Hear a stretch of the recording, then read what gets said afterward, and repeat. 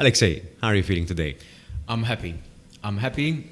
Every time I answer that question, people say, that's a nice answer, but I think it's a very important answer. I'm happy. It takes a while to get to a kind of answer, but that's my answer for that question. I think I've been saying I'm happy for the past 2 to 3 months because I am. I'm happy in what I'm doing. I'm happy in how my life is turning out. I'm happy in the people I'm meeting. I'm happy in what I'm managing to achieve. I'm happy that I have purpose. I'm happy that I get to wake up and do something about that purpose. I'm happy that I'm not finished in whatever I'm doing, that there's something left to do. So I'm happy. That's a very unusual way of starting the podcast. Usually you say, not bad, not too shabby. So I'm glad that we started this podcast with a feeling of gratitude and positivity. Alexei, what drove you? What journey did you take to arrive to this point, to realizing that I'm happy right now? Because part of my, let's say, the past 2 years was me not being happy, but that is a very misleading way to say it. I wasn't happy in everything. There are ways that I was happy. My job at what I do made me happy. The people that I surrounded myself with made me happy. But there comes a time where you have to look inwards and say, what am I actually doing with my life? What am I meant to be doing? And when you realize that if you don't know the answer to that question, it makes you really unhappy really quickly, or at least it makes you confused. If you know that, if you know your purpose, it's quite fulfilling. Mm-hmm. So it took me a couple of years to identify what I'm good at, what I'm not good at, what I'm meant to do, what is in my control and what is not, because I was worried in the past 2 years about a lot of things that were not in my control. Hence, when you try to solve something not in your control, it's not a happy ending. Like what, for example? What was not in your control? Like the way that relationships turn out, and not relationships I meant in partners, relationships in terms of the people that you surround with. In my age, I just turned 31 last week. You realize how your circles change. And your circles are meant to change because you have to surround yourself with people that have the same goal as you, not professionally, in terms of what they want out of life. And realizing how much, when you look back, the people I surrounded myself really changed. But even though some of them are not in my circles anymore, you turn out, I really miss those people. Mm-hmm. Those people were really important to get where I'm at, because they made me a better person. And then I realized, okay, so it's time to rekindle that friendship that you had. Or something that made me unhappy was the things that I identified that I'm not good at. So the things that I'm not good at is I have a limit in terms of sometimes how creative I am. But I'm very good at solving puzzles, solving problems. But oftentimes, to get to success, you need to do both, and you need to do both well. Yeah. So what part of what made me happy then was the journey, and we spoke about this offset, the journey of I need to make myself better. I need to make myself better in the things that I'm not good at. Why? Because they're important.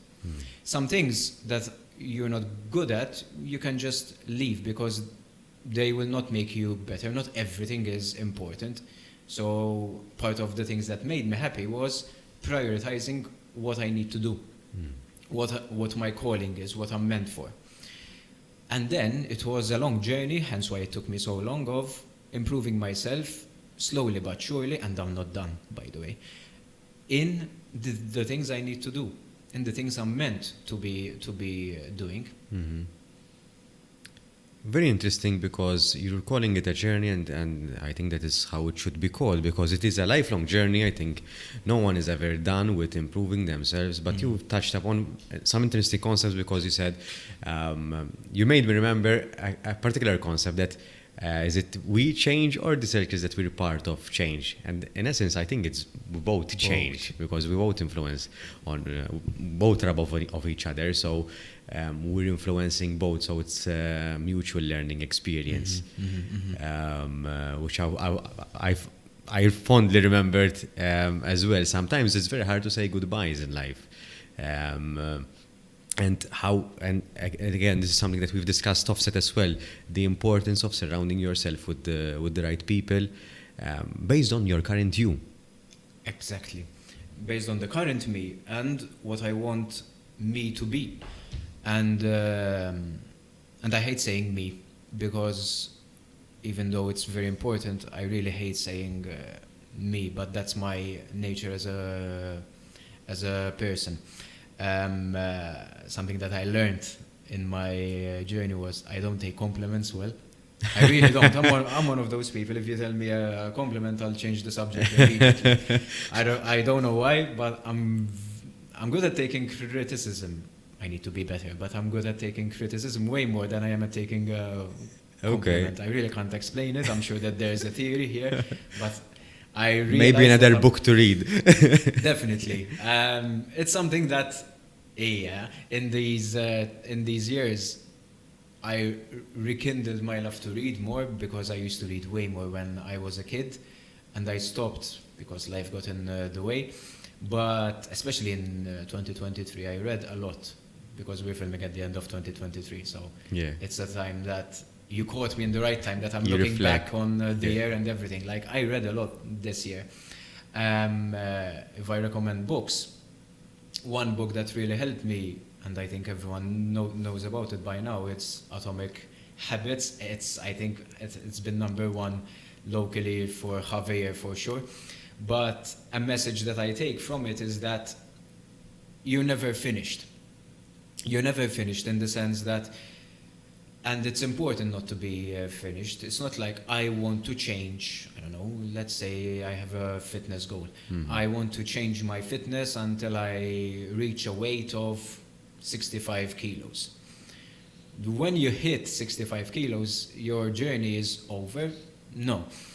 So this book tells you that you don't change for a goal, you change for the sake of changing. So you say, I am now a person who runs 2 kilometers a day. Yeah.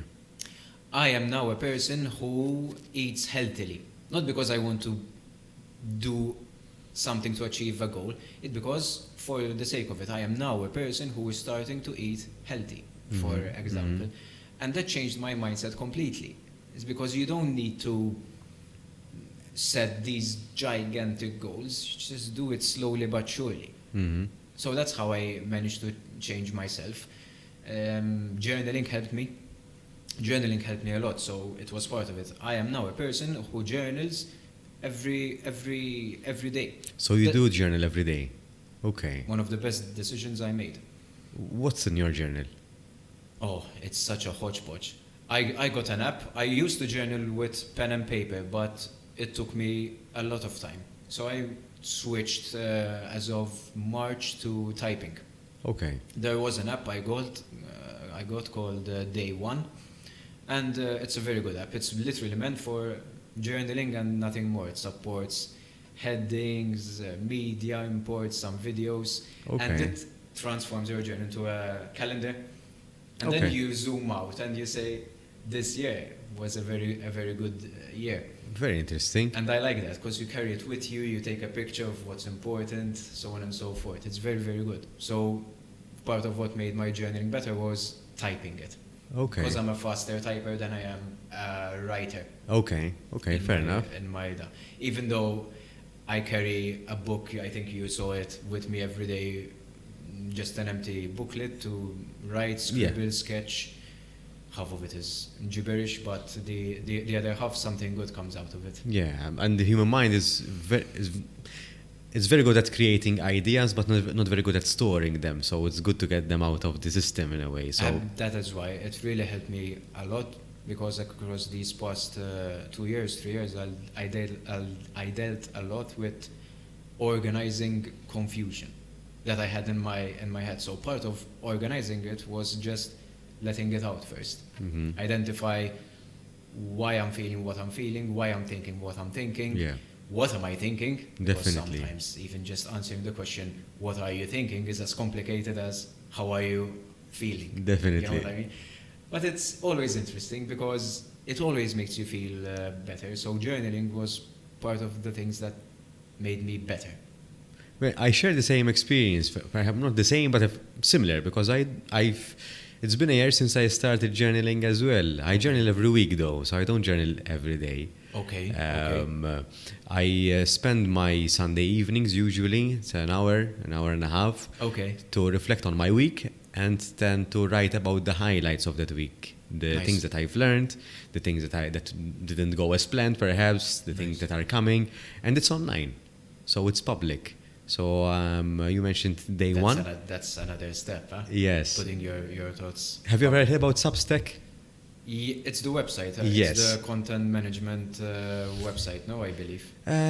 No, not really. It's a website where you can put your journals. You can write about Okay. anything. So Okay, if you're okay. a fan of AI, for example, you can write about AI. So you choose the topic And and you you start, publish. yes, and you publish your articles there. It's like a blog post. Okay, like a blog post. yeah, and, like Medium for. yes, for yes, example. very similar to that. Okay. And I've started journaling and putting it online since December last year. Wow. Okay. So So- similar, but you have way more courage than I do. I still don't have the guts to put my thoughts out there yet. But my daily journal are, since it's daily, Yeah. it's way shorter, of course. Okay. And it's it's like a template that I have now. It's not fixed. That came over time. Yes, Because yes. first I was ambitious. I wrote long posts, and I realized this is not going to work every day. Why? Because when you start journaling, you don't write about that day. You write the summary of what's in your mind Yeah. before journaling, so that's a lot, Yeah. which is normal. Now it's mostly I write in the evenings, not in the morning. So I write in the evening, and I do it on my phone or sometimes on my laptop when I'm in bed. You type. So I start by what happened today. The most important things, really. I don't type everything like I woke up and no. Yeah. The major milestones of the day, Yes. the major problems of the day, just a summary. Yeah. One paragraph, nothing more, summary of what happened. Why I wrote about it, like why is this important to me in terms of now how it's affecting me personally. I try to take a picture a day, not of myself, of whatever summarize the day, and I always give it a title that summarizes it perfectly. Okay. So for example, I don't know, like today it will definitely be my first ever podcast. Okay. You're officially my first ever podcast. So now you have to take a photo of this. It has to be. This Yeah. has to be. Yeah. This has to be it. So I hope I'm contributing something. I know that Definitely. you had a lot of newcomers on your podcast, so I think Yes. part of your journey that's making it interesting is that you're meeting a lot of beginners. Which is Definitely. fine. I'm a beginner too. So, It works. yes, no, it works perfectly because I'm a beginner too. So I'm still finding my ways to be a better host, of course, and as well to be more technical in the stuff that I set up. So, You know what made me feel better? Part of this journey was realizing how no one has it figured out completely. definitely. And it's fine. Yeah. And it's fine. I used to get so anxious saying, I don't have the answers. And I realized no one really has all of the answers. Someone has some answers, and it's important to get some answers. So it's not a lazy approach, oh, it's fine, the answers will come. But I'm very happy that I'm now accepting that my opinion can change. And I live for moments where I speak to someone and my opinion changes because it means I learn something new. And I'm trying not to take life so seriously. is that it's fine. It's fine to do something and you have to do it again and again and again until you manage. I'm getting very much accepting of failure. I hate it, but I realize how it's part of a process. Yeah. I'm a bad loser, but I realize how losing is part of the game. I think the baddest thing about losing is not knowing why you lost, in the sense that you can only get so far on your own. So if you don't have the right people surrounding you or the right person, perhaps it can be your enemy, in inverted commas, who can pinpoint exactly the reason why you lost. If you lack that information, failing can be very frustrating. Yes. But if you had that information, I lost because I wasn't fast enough, or I didn't react well enough, or my response was not accurate, at least you know why. At least you have an answer, so you can work on that for future reference. Yes. But if you don't know, you're stuck in a spiral of thoughts and rumination that, It's a cycle of death. Yeah. Until you get out of it. And I think we all go through our own cycles of death because we're not immune to anything, no? You quoted a lot from The Art of War by Sun Tzu. It's a small, one of the smallest books with the most meaning that I ever got from a small book. But yes, going back to your original point, dealing with your inner cycles of death is important because only you can get you out of the cycle of death. Yeah. But it takes time and it's hard. And I remember you telling me how part of what your mission is to help people lead themselves, no? Yeah. Leading yourself is realizing that you need to change. So acceptance is the first step, as they always say, no? But then acceptance is short. You can accept over time, but once you accept, it's fine. Doesn't mean that you solve the problem by accepting. It's the first step for a reason. Catharsis is something that I went through and I am still going through. And I don't think I will ever stop. Of realizing how to be more intelligent. Emotionally intelligent. And obviously intelligent from a knowledge perspective. So let's start with the knowledge perspective. I realized how the more you get to know something, the more you have to accept that you know nothing. So, and the more I read, the more I learn and converse with experts or people who know more than me. That's important to me. I need to surround myself with people who know more than I do. I realize how I really know nothing. But it's fine. Because I'm not finished. That is why I go back to my original point. I'm not finished yet. There's always something else that I can do. And then from an emotional intelligence perspective, I learned this through therapy, mostly. Emotional intelligence, I learned is how to handle hard situations. And how to handle hard situations is not panicking, taking a good deep breath, and identify how you have to slow down a bit before you do a decision. And emotional intelligence is a lot of that, at least from my journey. I'm sure that it's way more than that, but that's how I learned that my emotional intelligence needed to be better. Yeah. So yeah. It's very much aligned with your blue personality, or the blue personality. Because you needed the data, you needed the information in order to process your emotions. And most definitely emotions are colorful in the sense that people experience them in a slightly different way and interpret them in a different way as well. And might not be slight, the difference in the interpretation. And it depends on the way that you are viewing the world in that current state and that position in time. So 10 years ago, I would have interpreted my emotions in a different way than the one that I'm interpreting them now. So it changes, the interpretation of the emotion changes with you. I think emotional intelligence is twofold. So it's understanding your own emotions and I would say understanding or deciphering the emotions of others. Deciphering is the best word that you could have said. We were talking of shoot how that's the constant challenge in conversation. This is why I'm trying to improve. I'm trying to improve in the sense that in a conversation, I don't want to just talk without meaning. I'm one of those people who I don't talk much in conversations. I think this is one of the longest times that I'm going to talk in the same hour. But I realize how communication is a keystone of making myself better for all of us really, but myself in particular because I was not a big communicator. So now I need to communicate better. So I realize how part of the communication is understanding the audience, so to say.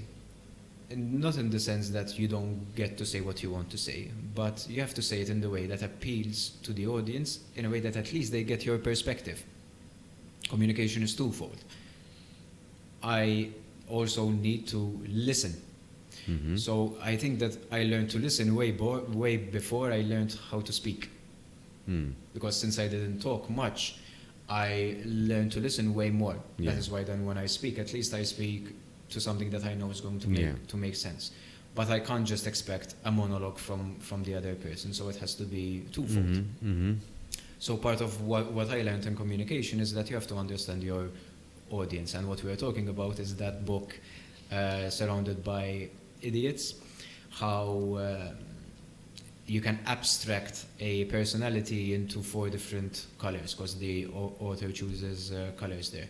You have your reds, your natural leaders, the people who are highly task-oriented, focused on time and not wasting time. Yeah.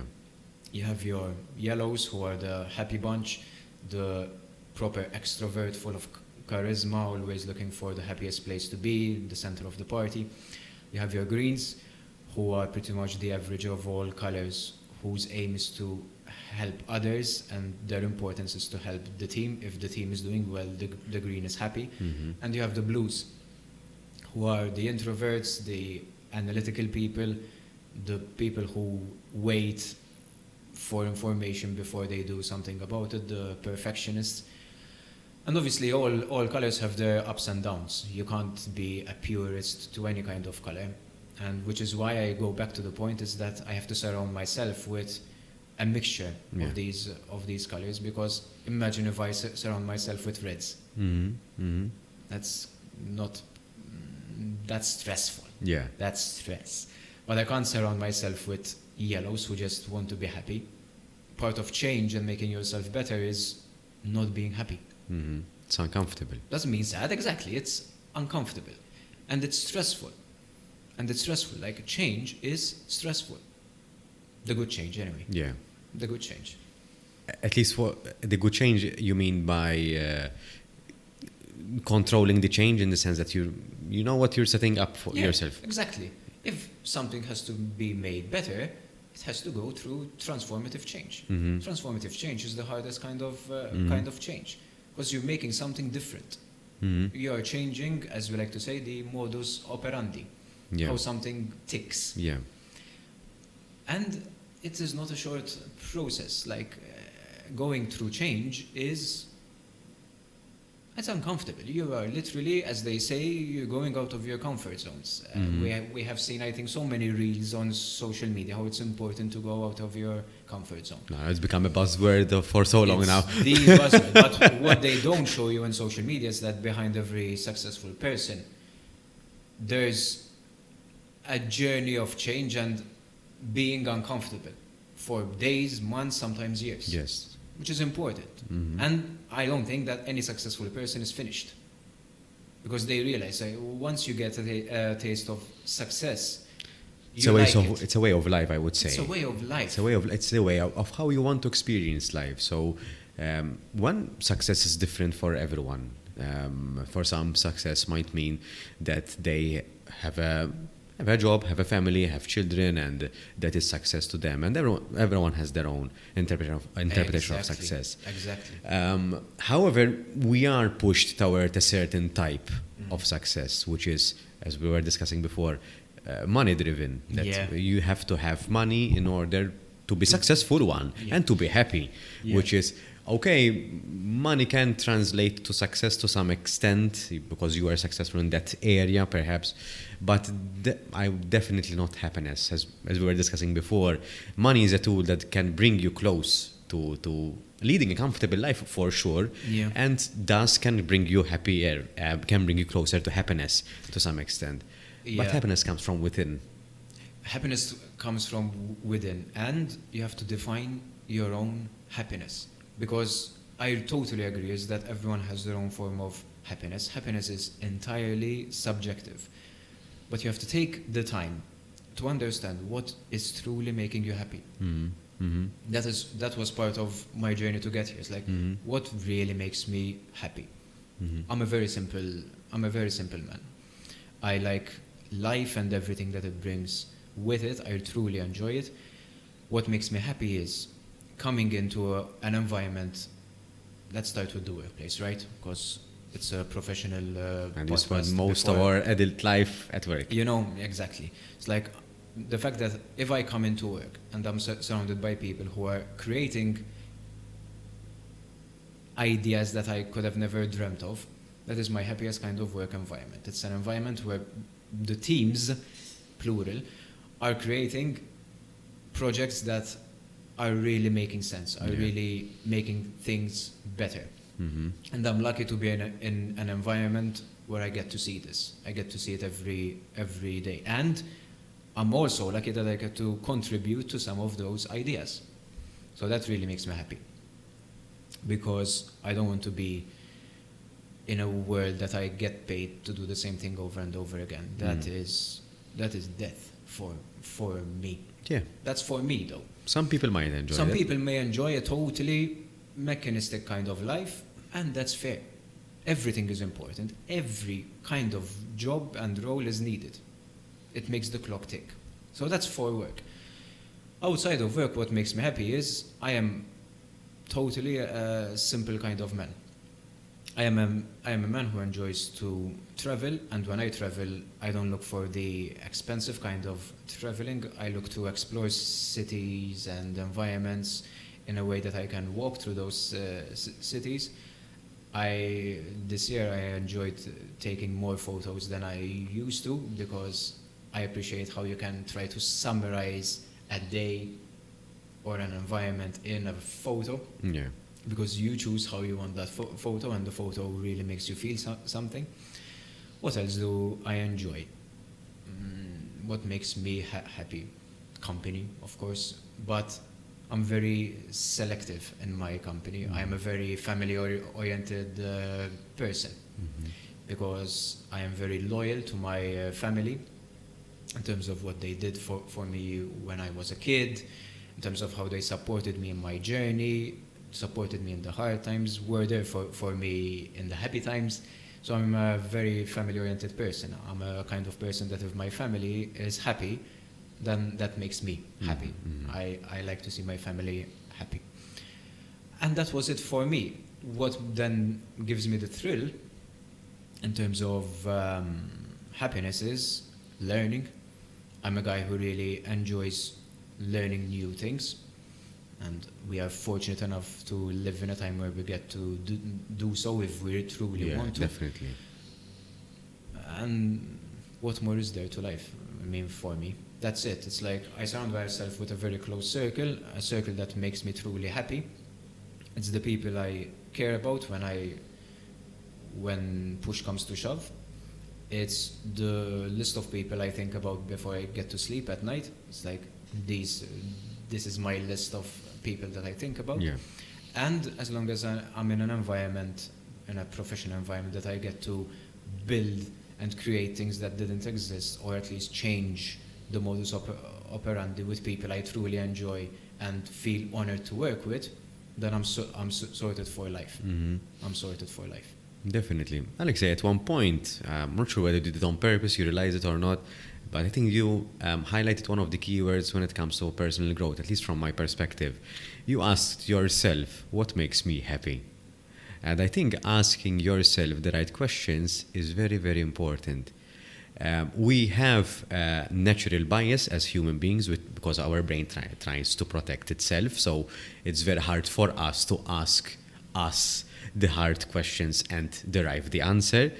But the more you do it, the better you get at it. So I think asking yourself the right questions, it can be as simple as what makes me happy. Sometimes we have to get to know ourselves through these simple questions, and it starts from there. Yeah. What makes me happy? What am I good at? What do I like? What do I like about this? Exactly. What do I don't like about this? Even it comes to a person. What do I like about this person? Why don't I don't like from this person? Yeah, or at least what do I think is going to make me happy? Yeah. Because as I say, I don't want to be finished. Mm-hmm. So I think we also touched this point, is that we have to realize how we are never going to be actually finished, but we have to take decisions now that will help us be a better person. Yeah. Even if only slightly. Even if only slightly. There are two things that I really hate in life. One is unrelated to this conversation, which is lying. That is something that truly makes my blood boil. But the other thing is laziness. Laziness comes for you. I think Steve Harvey said this once, is that laziness comes for you like a thief in the night if you don't watch it. You can't be lazy. So I am trying to make myself better in taking an active approach to understanding how I can be a better person. How I can be a better person in the sense professionally, academically, health-wise. Yeah. I mean, what's more important? The kind of environment I'm surrounding myself with, the kind of people I'm surrounding myself with. Because I have to understand is that I am happy now. Now it's what? It's 29 December 2023. But I have goals for myself in 2024, 2025. But I have to start now. Yeah. It's not everything is urgent. That is why you journal. That is why you write. It's like, what is truly important for me? Yeah. What is worth keeping? What is worth letting go? Mm-hmm. Because there are some tasks that I had to let go. There are some things going on in my life that I had to let go. Otherwise, the most important things that truly bring me happiness could never flourish. Mm-hmm. If I am a 100 meter by 100 meter pot of soil, I have only so many spaces that I can plant in. Yeah. But what are the plants that are truly important in this 100 meter by 100 meters? Some things have to go. Yeah. For the new things to come in and for the old things to flourish in the best of ways. Mm-hmm. Because not everything new, not everything has to be new. There are some things that have to stay. My core values have been the Definitely. same for 20 years for sure. Because I didn't develop my core values when I was 5. I was a kid and then I started to realize. But I realized, for example, that family is important to me. When I was a young boy, I realized how having a happy family makes me feel. I realized how my pack of people that I keep close to my heart are important to me. Mm-hmm. And that was a value that I still carry to this day. Mm-hmm. So understanding that then it takes change, you are going to go through a deal of stress. Because we often look for paths that the path of least resistance, as we like to say. Some things you can achieve with the path of least resistance, but often than not, the things worth having in life are going to be achieved through some form of stress. Stress is good. Well, some stress is good. You have your eustress, the stress to achieve something, and your distress. You don't want that. Yeah. You don't want distress. So kill anything that's bringing you distress, because it's truly not important and truly not healthy for you. Yes, definitely. But get ready for some eustress to get the things you truly want in life. Stress is good. It means that you're doing something with your life. It means that you stand for something. Even if you're not, you might feel stressed. True. because you might feel depression of not doing or FOMO, for example, the fear of missing out. I mean, so even we might imagine that people who are lazy, because you mentioned the word laziness, and people who don't enjoy engaging themselves in other activities or keeping themselves busy are not stressed, when in reality that might not be the case. Because they might see the world moving on without them. Of course they are. I mean, we live in a world where we see horrible things happening to people that we considered as idols, like the concept of people committing suicide, right? We look at these people who we say, how can this person commit suicide? They looked so happy. Yeah. You have no idea what's going on behind the girl. You have no idea, especially if they're keeping it to themselves. Are you meant to know? Not always. It's not our responsibility to know everything. It's our responsibility that if we know something, we try to make it better. But it's our responsibility not to judge.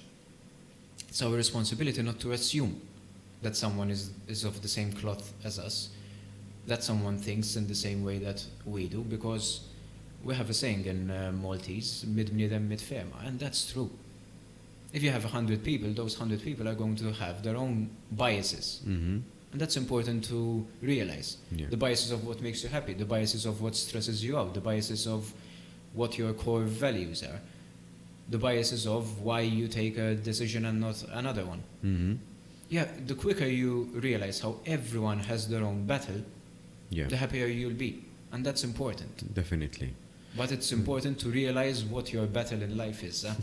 That's the most important one. Only you can understand your battle. You can help others fight their battles, and you can get people to fight your battle too. But at the end of the day, it is your job. It is your responsibility. It is your right, by the way, but it is your duty to identify what you want to do, what your battle is. That is, you have to do it for you. And from a philosophical perspective, the questioning, the importance of questioning that, as you're mentioning, that I think it's natural to have judgments and assumptions. That's why we call first impressions, right? I mean, we do it naturally. But it takes questions and courage to then disassemble that first image that you have of an individual and then reconstruct a more accurate one, because the first impression, although the gut feeling can potentially be correct, and I'm a firm believer that most of the time the gut feeling is very true. At the same time, the judgments that we do, the assumptions that we do might not be as accurate, and many times I enjoy when I'm wrong, when my judgment is completely off. Precisely. And it happens more frequently than I'd like it to be, but that's okay. Absolutely. But having the humility to say, I was wrong about this person. I thought that this person was different than they actually are. I think that's beauty in it as well. That is why I said that I'm happy that I'm in a state that I can say, and I'm truly happy when my opinions change. This is why I said that. It's that because my opinion is changing purely because I'm surrounding myself with people who know more than me, from people who have things to share that I don't know. And it means that I am not hard-headed in the sense that I am always right. Realizing that you don't know everything, and realizing that you're not that special, you are one amongst a lot of people, is truly fulfilling in the sense that everyone has something to contribute, including you. Yeah. Including you. But no one is the oracle that they know everything, at least no one that I met, let's put it this way. And I like that concept. I like the concept that we learn early that we are not special. Is that if we are meant to achieve something, it will come out of dedication, out of hard work, and out of pure love of the thing that we are chasing, finding the battle. Yes, you will have some outliers every now and then that are naturally born to do something, but I find that dedication and hard work will always win at the end. You can be talented as you want, but if you don't follow your practice or follow something that you are not good at, because Definitely. what you're good at doesn't make you happy, so be it. There's that saying, right? The hard work will beat talent if talent doesn't work hard enough. Something like that, yeah. I forgot it, but I think you nailed it, actually. And I truly believe that.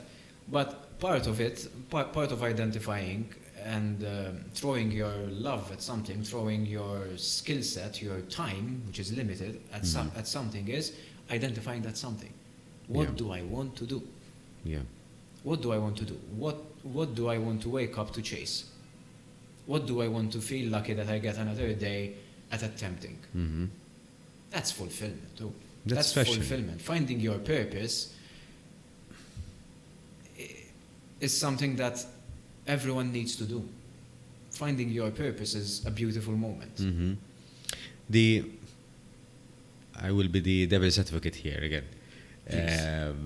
The downside of that, or the struggle with that, with finding the purpose, it's something that I completely agree with. But I can't help feel that there is not a bad idea sort of about it, that it's something that you can easily achieve with a flick of a finger, which in reality it's not. Mm-hmm. Finding your purpose, finding your true north, it's much harder than it sounds. And the worst thing about this is that you have to find it on your own. It's very hard for you, because it is very unique to you. It's very unique to you. No one can truly understand it besides yourself. People can guide you there. People can show you perhaps the way or what they did, but unfortunately, you have to do it on your own. I was actually having this conversation this week with my sister, and this is a concept that I've mentioned in another podcast episode as well. This is the way I did it, and I'm still doing it today. Till today, this method still works for me. Okay. It might not work in a couple of years' time, but so be it. In psychology, we have I know this is an old concept, but it's based on this: the ideal self, the actual self, and the true self. Mm-hmm. So I ask myself, what would be my ideal self? Now, the ideal self is something that we can't really obtain, never, because it's the perfect, my idea of perfection of myself, which is not realistic, it can't be obtained. But if I ask myself, but if I am to get as close as I can to that ideal self, what would the current me do now? Okay. So I asked that question before making any decision, really, but especially the most important ones. Mm-hmm. If I take this decision, will it get me closer to my ideal self? Exactly. If it's a yes, I take it. If it's a no, I don't take it. It sounds simple and it's logical, but it's not. So it is a bit of a paradox, because you know that you can't attain your actual self, but at least you can know that you can get closer to it. Yeah. And I used my ideal self as my North Star. It's a vision, like a company. Companies use visions. The ideal vision is something that you can't really obtain, never. Then is why you have the mission, which is more attainable, which is more tangible. What are you meant to do? Yeah, but the vision is more. It's more in the air. It's more the idea. The pun intended here again. Yeah, of course. Perfect. Yes. So, yes. I truly agree. Is that looking at an Instagram reel, showing how you're meant to find your purpose, will not help you. It might give you some insight, but it won't give you the answer. Slides will not help you. Reading one article will not help you. There's no article meant for Alexei De Bono. Alexei De Bono has to do time by himself to identify how Alexei De Bono needs to improve. Yeah. End of story. And it's hard. But it's meant to be hard. It's not hard because there's something wrong with you. It's hard because you are trying to climb a mountain. That never ends. That never ends. That never ends. And it's fine. Yeah. And it's fine. But you have to attempt the mountain. You can't just wait. Yeah. The mountain will not move. The mountain will not move. It is your job and you're right, you are lucky enough to live in a country that we get to chase our dreams. We are lucky enough to live in a time where chasing our dreams is easier than it was 50 years ago, 100 years ago. We are lucky. We are lucky. But now, we can't be lazy with that luckiness and that right and do nothing. We have to think. We have to spend time with ourselves and identify what we truly want to do, what we are truly good at, how we can surround ourselves with people who will make us better. Definitely. Something that we do in this company with every new person that we hire, and it stuck with me because my father taught me this, is that we don't hire people for jobs. We hire for careers. Career is a thing of longevity, and you are meant to change in your pursuit of a career, because a career makes you go from one skill set to the other. You are not meant to do the same thing for 40 years. Yeah. You are not meant to do so. Doesn't mean that you don't stay with the company. It is then the company's responsibility to give you different tasks to improve your skill set. Definitely. It is the responsibility of the company that you grow more than you came in. So how do we achieve that? We can achieve that through the classic vertical growth, but then if we realize, because you're not always going to hire the perfect person, at least we have situations where we don't hire the perfect people, but we realize how we hire the perfect person for another task, I see. for another position. But we have to show this position to this person, how we say, with the skill set, you are limited. So how do we fix this? We can either teach you the skill set that you have to fix the gap, if you want to stay here. But we also realized how with your current skill set, you can achieve something in a totally different position. It's like you have a defender, but you hired him as a midfielder. Yeah. You are very good at defending. So we either have to evolve you into a midfielder, which is fine, and we respect your decision, but will take some time. Or we put you in a center back, which you're unnatural in. Yeah. That's a conversation that goes both ways. It's playing by your strengths, showing people how can they play by their strengths as well. And it's fine. And if you don't want to play your strength and you have to develop a new strength, it's fine, but you have to realize how it's going to be a stressful transition. Not as stressful in terms of, I can't do this, as stressful in the sense that you're learning. And stressful in the sense that I'm not good at it yet. I will be if I dedicate myself. Yeah. But I'm not good at it yet. It's the responsibility of the person and the company to achieve this together. And that is how I look at things. So I always like to say that there are, well, three kinds of people in a company. You have a person who's a natural in their job and a good fit with the team. Keep that person. You have a person who's also very, very good at their job, but not good with the team, because you have a toxic person. Fire that person immediately, because toxicity is poison. Yeah. So you don't want that in a company.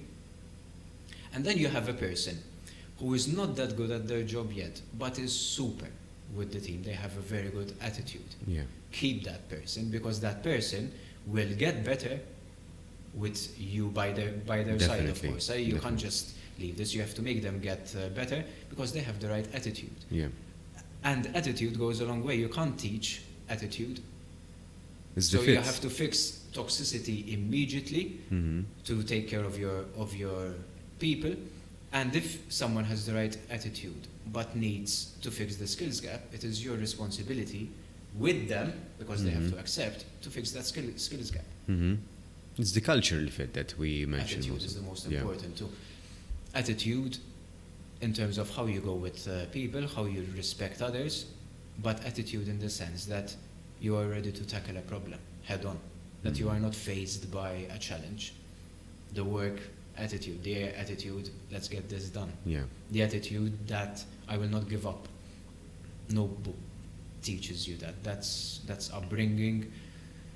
That's you going through a life story, going through a life journey that teaches you this stuff. That's the school of life. That's the school of life. And I think everyone will go through that journey. Definitely, and one, as we're mentioning throughout our conversations, that there is no one size fits all, and there is no one solution that is there's no reel, there's no video, there's no book. That there might be a book that might change your perspective and your life, or that will help you think at least. But yeah, I think, and because I do some lecturing as well, and this is my philosophy about when I'm passing on my knowledge to others. I've been involved in Scouts, and so I teach children how to light a fire, for example. So anything, when I'm passing my knowledge to someone else, I try as much as I can to go in with the premise that this is the way I do it.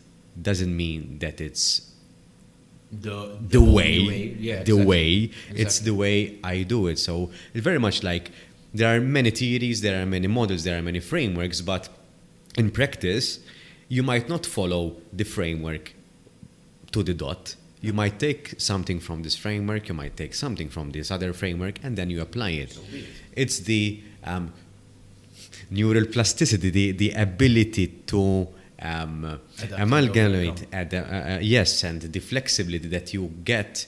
It's the creativity that you have within you to say, okay, let's me put. It's like when we go to grandma's house and she cooks something really quick with the ingredient that she has. And then you ask her, what did she use? Nothing. I just opened the fridge. Just like that. I mean, That's classical.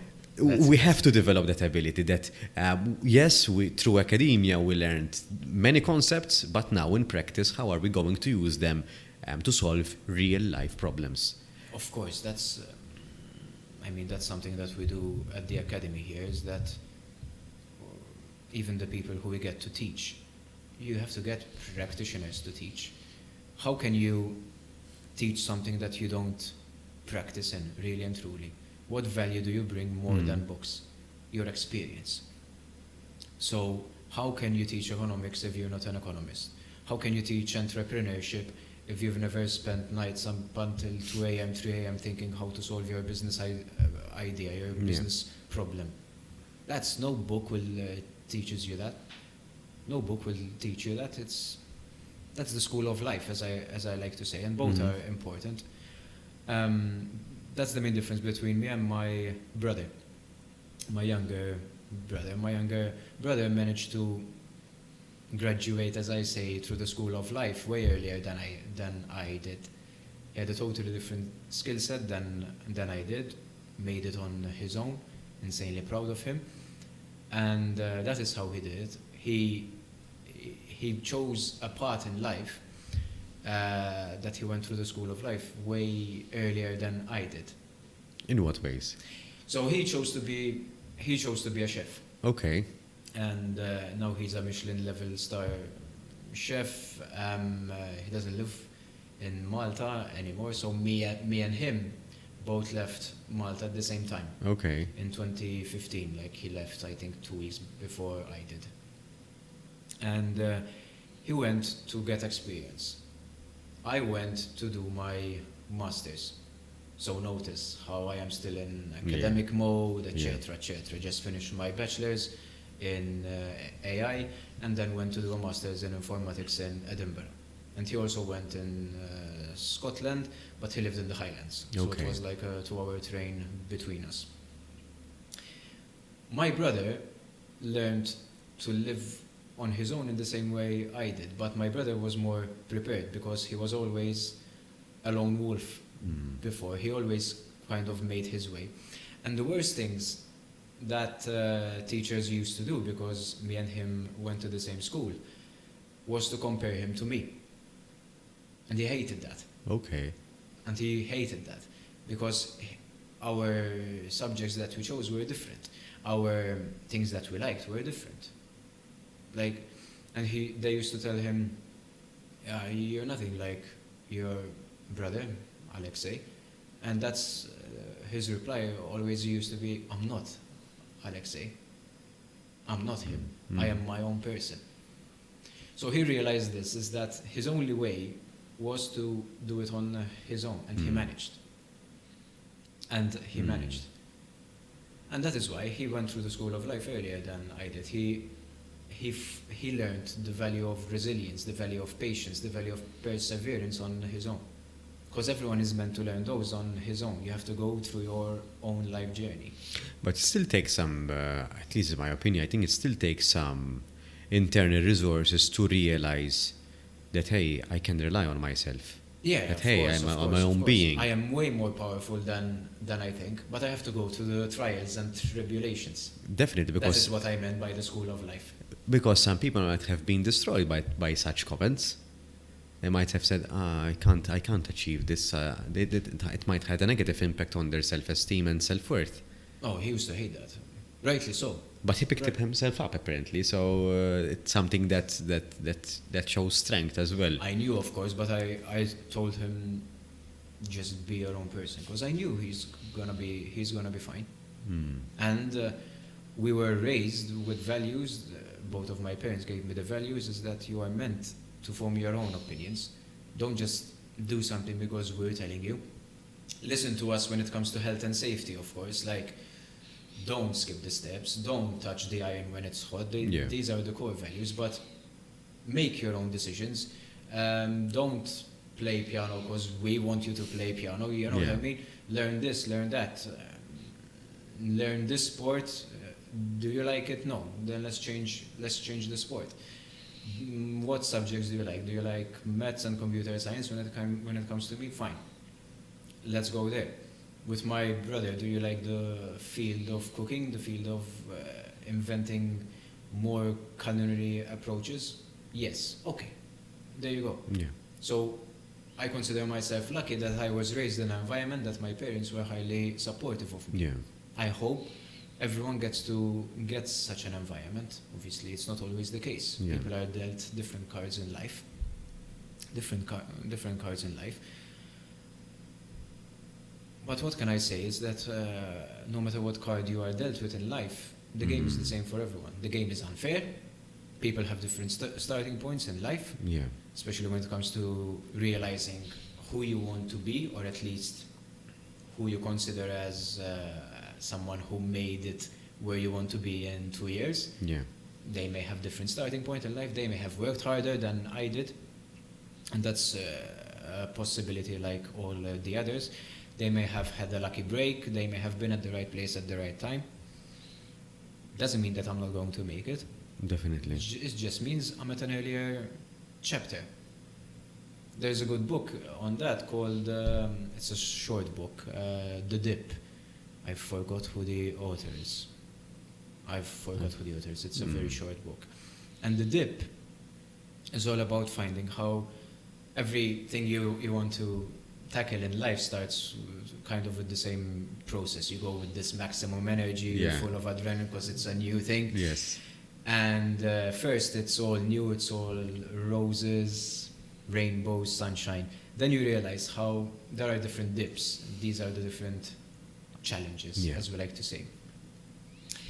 And the dips are where we make these decisions. Is this worth to continue to pursue or not? I see. So we sometimes make the right decision in going through a dip because it's a small dip and we can continue with the progress.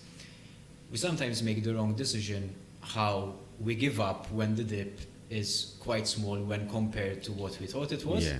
And sometimes we also make the wrong decision of continuing when this dip was too big.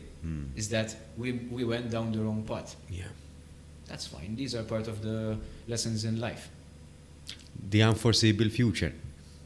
We can't read in hindsight. In hindsight, everyone is an expert. No? Definitely. As they say. But that's the beauty of life. That's why I say it's important not to take life so seriously. It's that no one has all of the answers, and that's fine. I think it's important to find comfort in the sense that we can't control everything. It's our duty, our right and our duty to act on the things that we can control. Yeah. But it's important to realize how we are just one chess piece in a big chessboard. Yeah. And that gives you some Perspective. perspective and comfort, is that it's going to be okay. We have to work at it, but if we work at it, it's going to be okay. It's going to be okay.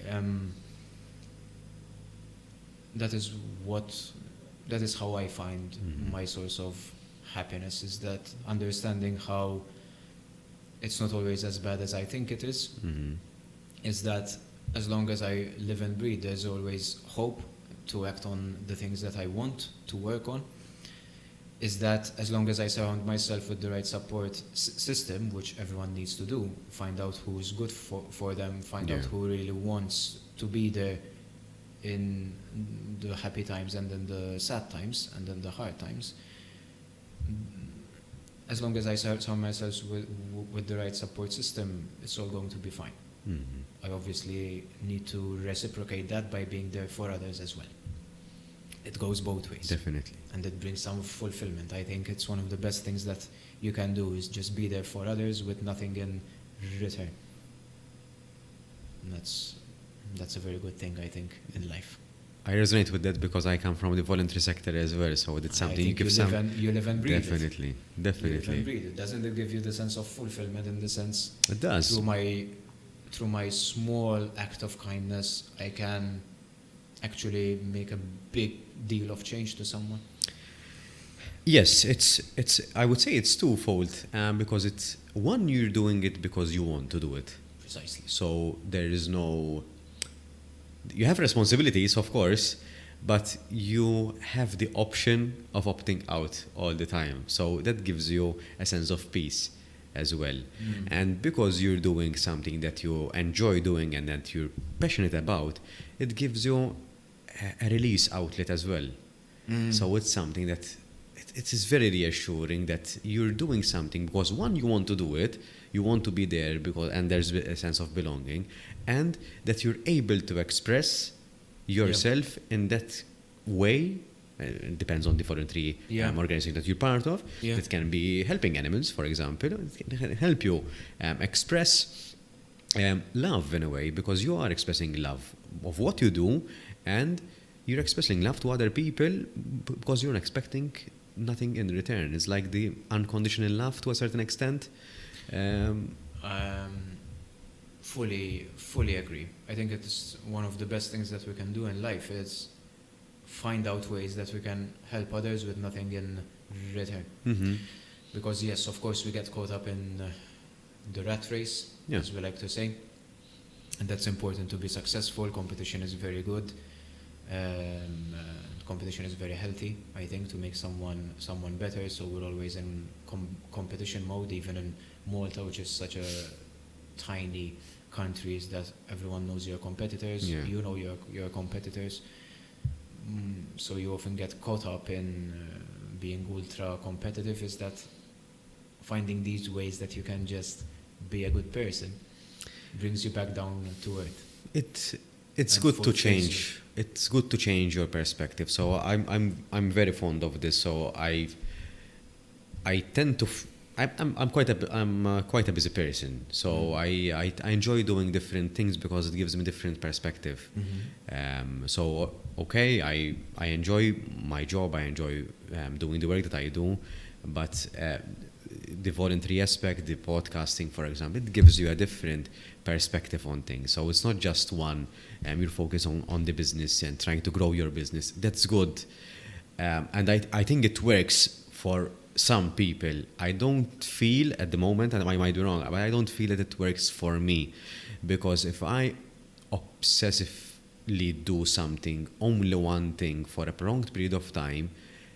No, I agree. I think that me personally, I think at the end, when I achieve what I set out to achieve, I won't be as happy. So I'd rather arrive there at a slower pace, but doing it in a fulfilled kind of way. Agreed. That is why I said that you don't do it for the sake of goals. You do it because it's the kind of person you want to be. I am the kind of person who does voluntary work. When I choose to stop being that person, I choose to stop. But currently, I am a person, in your case, who loves to do voluntary work. I am a person who does a podcast. I am a person who does this kind of work. I am a person who enjoys to travel. You know? It doesn't mean that I am a person who is traveling to 50 countries. Yeah. I'm a person who travels. Everyone is 3D. Mm. No one is 2D. But 3D can have different facets as well. Mm-hmm. So you're a mathematician, so you're like a polygon. Sure. So I mean, you can be a pyramid, but you can be a polygon as well. It's still 3D, but you can have different facets because I do feel it sometimes that I ask myself, am I a jack of all trades but master of none? Sometimes you do feel it. Yes and no. So you had a good point in the sense that you are not meant to be good at everything. No one is good at everything. This is why I said it's important to let go of the things that, one, don't bring you happiness. Mm-hmm. And if you're not good at that thing that you're doing and it doesn't bring you happiness, really and truly, why is it there? Unless it's making you a better person or making you happy, why is it there? Yeah. Going back to your mathematician polygon analogy, really and truly, we are now in a time where it's no longer three-dimensional. In maths, there's the concept of vectors, right? The concept of vector spaces.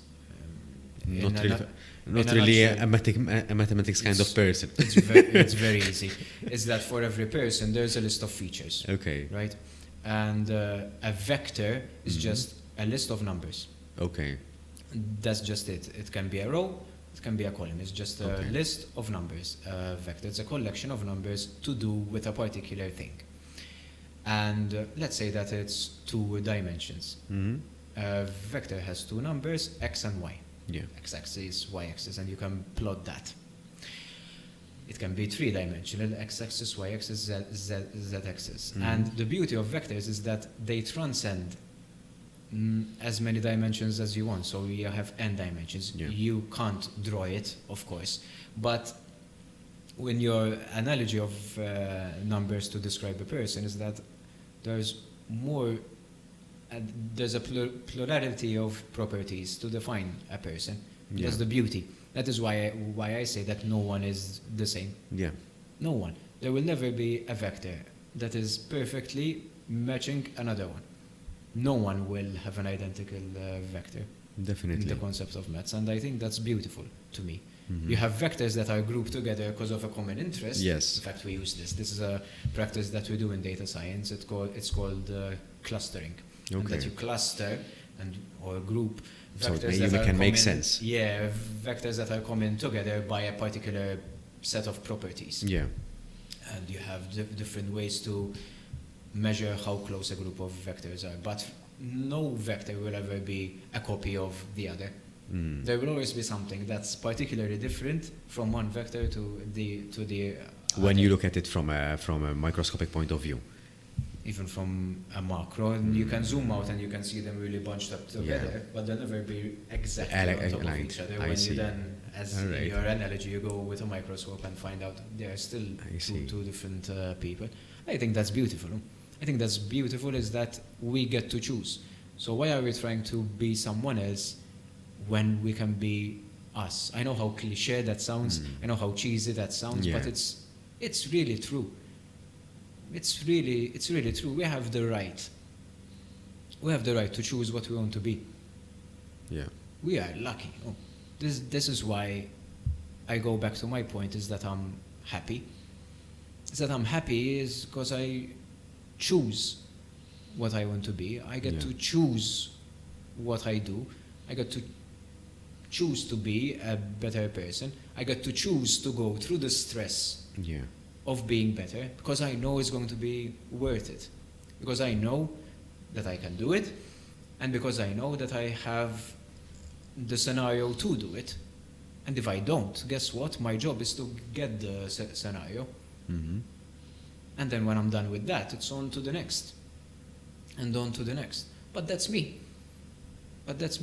If what makes you happy is totally different, so be it.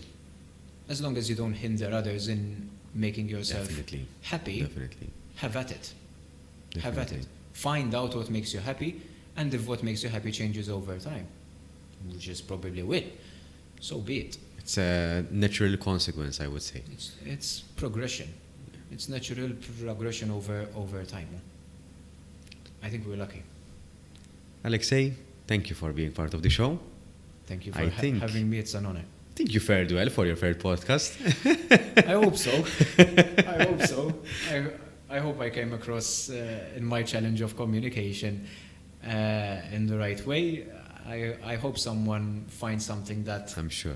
they can relate to, and I hope at least I made someone's day better in some way, shape, or form.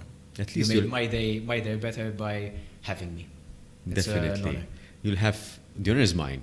Definitely have something to write on your journal today. Absolutely. I will.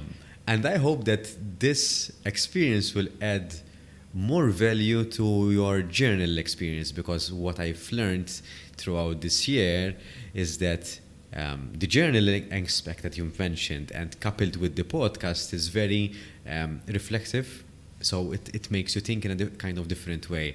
So I hope that this adds another layer Yeah. of reflexivity to your Reflections journaling. is the time of year to do so, Yeah, or the time of year to start, and Definitely. hopefully we are never done. definitely. Thank you for having me. Thank you, Alexei. Thank you so much. Thank you.